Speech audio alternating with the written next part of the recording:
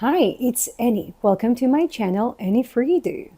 I teach 3D anatomy, and in this video we are going to discuss thoracic vertebrae, parts, surfaces, landmarks, and shout out to the Complete Anatomy by Elsevier that allows me to do so.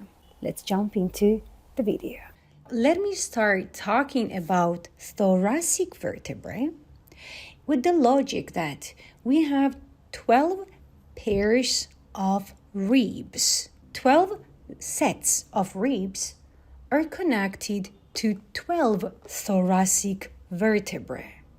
And together, these 24 ribs and 12 thoracic vertebrae create thorax. That's why we don't have 13 or less than 12 thoracic vertebrae, because they are connected to the ribs. And remember, if we have 12 pairs of ribs, so we have 12 thoracic vertebrae. Let me start discussing thoracic vertebrae from the 12th thoracic vertebra.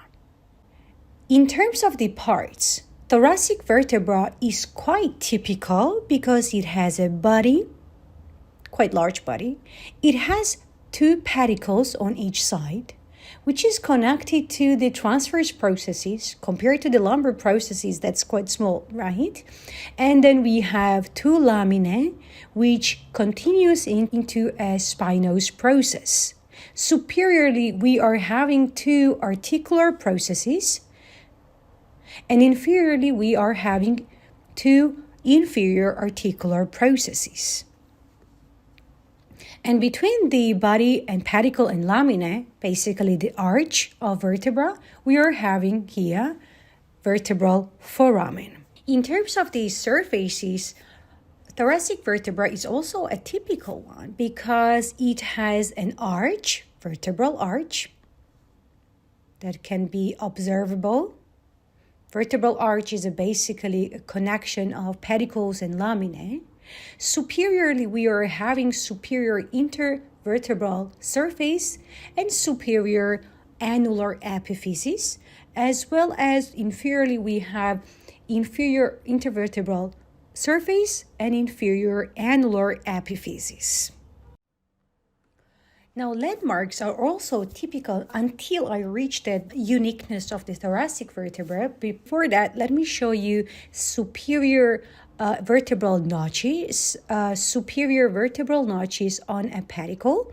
And we also have inferior vertebral notches. And we know from the last videos that these notches create intervertebral foramina, where through which nerves exit and enter to the spinal cord. We also have these communication articulate facets that we call superior articular facets and inferior articular facets. Now, the one biggest uniqueness of thoracic vertebra is that because ribs communicate to that, articulate to that, that's why we are going to have this articular facet on a body on each side because two ribs are attached on each vertebra.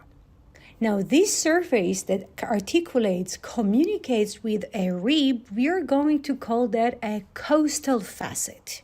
Costal means rib. So, facet, a surface for a rib. As you can see, 10th ribs compared to the 11th and the 12th one is quite large. So we need extra support. In order to show you how this support is achieved, I need to choose the 10th thoracic vertebra and show you its landmarks. First of all, from the left lateral view, it is well appreciated the fact that costal facet is not in the middle anymore. It's a little bit superiorly. That's a one difference.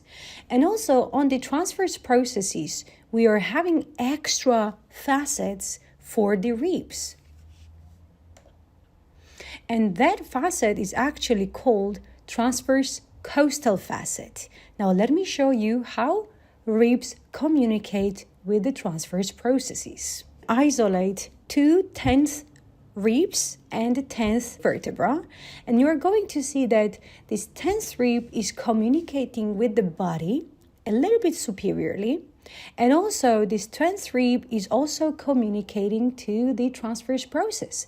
And that communication provides better and stronger support because 10th ribs are heavier, and plus we need bigger volume for our thorax at that level.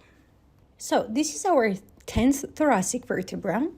And above that, we are having 9th thoracic vertebra, which communicates with 9th rib. But I want you to pay attention to the fact that the 9th rib communicates not only the 9th thoracic vertebra, but also 8th thoracic vertebra. Also, we call this rib 9th thoracic vertebra because it receives support from the transverse process, which belongs 9th thoracic vertebra. Let me isolate 9th thoracic vertebra, 9th rib, and 8th thoracic vertebra.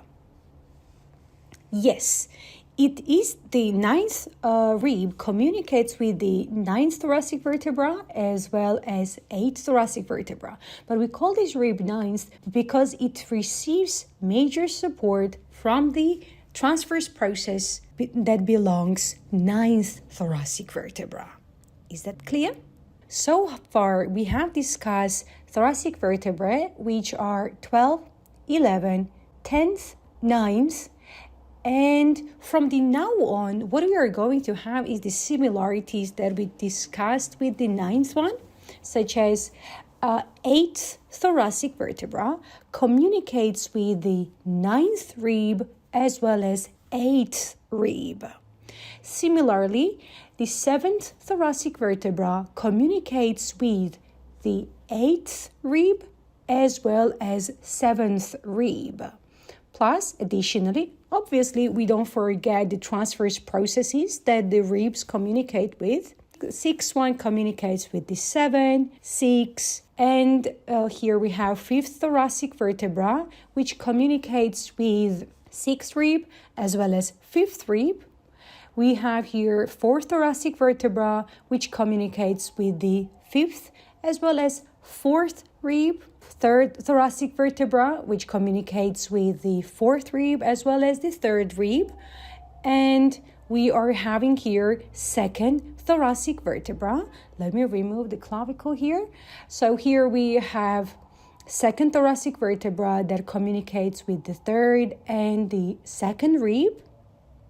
Okay, so everything is dissimilar. But the 1st thoracic vertebra, let me isolate that for the landmarks, and you are going to see that the inferior costal facet that it is having is very much inferiorly, but the superior costal facet of the 1st thoracic vertebra is quite in the middle. All right, that's only the differences. So here you are. That's our 12th thoracic vertebrae. And next time, in the next video, I will see you when I discuss cervical vertebrae. Thank you so much.